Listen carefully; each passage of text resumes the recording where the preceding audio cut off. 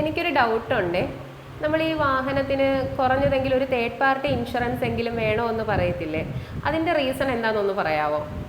പിന്നെന്താ, തീർച്ചയായിട്ടും. Third party insurance എന്താണെന്ന് ആദ്യം ഞാൻ പറഞ്ഞുതരാം. അതായത് തേർഡ് പാർട്ടി എന്തിനാണ് നമ്മൾ എടുക്കുന്നത്?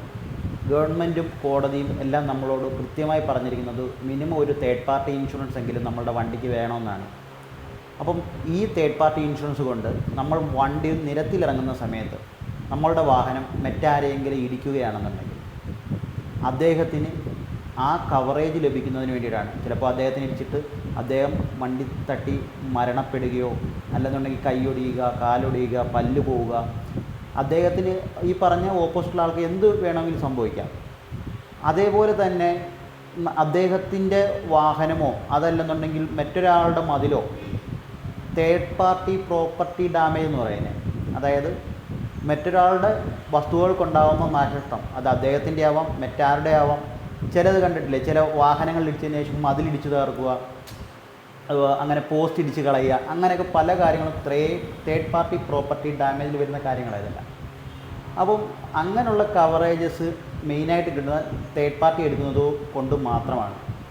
അതിൻ്റെ കൂടെ തന്നെ കമ്പൾസറി ആയിട്ട് നമ്മളുടെ കോടതിയും ഗവൺമെൻറ്റും പറയുന്ന കമ്പൾസറി ആയിട്ട് നമ്മൾ എടുത്തിരിക്കേണ്ടതാണ് പേഴ്സണൽ ആക്സിഡൻറ്റ് കവറേജ്. അതെന്ന് പറഞ്ഞു കഴിഞ്ഞാൽ നമ്മളുടെ വാഹനത്തിൽ നമ്മളുടെ RC ഓണർ വണ്ടിയിൽ യാത്ര ചെയ്ത് അദ്ദേഹം മരണപ്പെടുകയോ അല്ലെങ്കിൽ പൂർണ്ണമായും കിടപ്പിലായി പോവുകയോ അംഗവൈകല്യങ്ങൾ, അവയവങ്ങൾ നഷ്ടപ്പെടുകയോ ഒക്കെ ചെയ്തു കഴിഞ്ഞാൽ 15 ലക്ഷം രൂപയുടെ കവറേജാണ് നമ്മളുടെ കുടുംബത്തിന് ലഭിക്കുന്നത്. അപ്പോൾ തീർച്ചയായും നിങ്ങൾ ഈ പറഞ്ഞ പേഴ്സണൽ ആക്സിഡൻറ്റ് കവറേജ് ആഡ് ചെയ്ത് മാത്രമേ ഇൻഷുറൻസ് എടുക്കാവൂ. പലപ്പോഴും പല ഓൺലൈൻ സൈറ്റുകളിലും നമ്മൾ കാണുന്നതാണ് 849 രൂപയുടെ പോളിസി. അതൊരു ബേസിക് തേർഡ് പാർട്ടി പ്രീമിയം മാത്രമാണ്.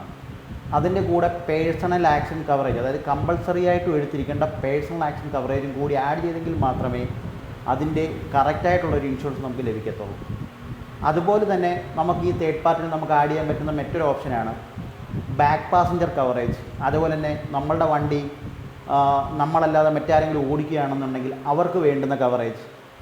അത് ഒരു കോമൺ ഒരു ബൈക്ക് എടുത്തു കഴിഞ്ഞാൽ ബാക്കിൽ ഇരിക്കുന്ന ആൾക്കും വേറൊരു ബൈക്ക് ഡ്രൈവ് ചെയ്യുന്ന ആൾക്കും വേണമെന്നുണ്ടെങ്കിൽ അഡീഷണൽ പ്രീമിയം അടയ്ക്കാം. ചില കമ്പനികൾ 70, ചില കമ്പനികൾ 140, അങ്ങനെ വ്യത്യാസങ്ങളുണ്ടാവും അതിനകത്ത്.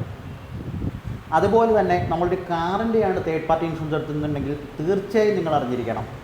പലപ്പോഴും ഓൺലൈൻ സൈറ്റിൽ കാണിക്കുന്നത് അതൊരു CC വെച്ചിട്ടാണ്, അതായത് ക്യൂബിക് കപ്പാസിറ്റി. അത് ബൈക്കായാലും കാറായാലും ക്യൂബിക് കപ്പാസിറ്റീനെ ബേസ് ചെയ്തിട്ടാണ് ഓരോ പ്രീമിയം വരുന്നത്.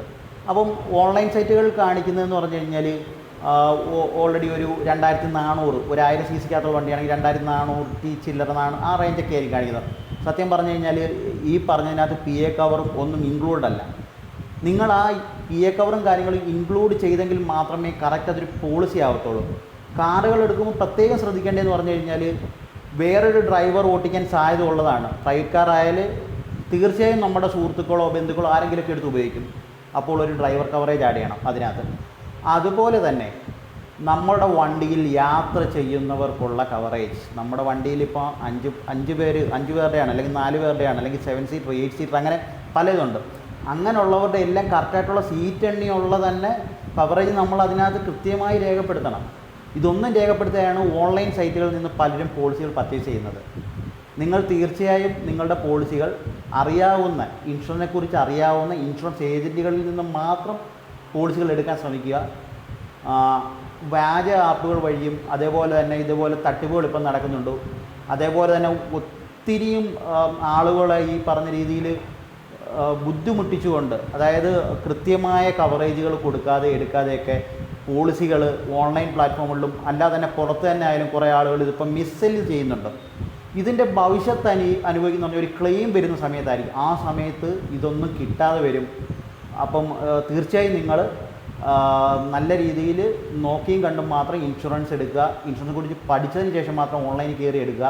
അല്ല നിങ്ങൾ ഒരിക്കലും എടുക്കല്ലോ എന്ന് ഞാൻ നിങ്ങളോട് എല്ലാവരും അഭ്യർത്ഥിക്കുകയാണ്. Okay, thank you.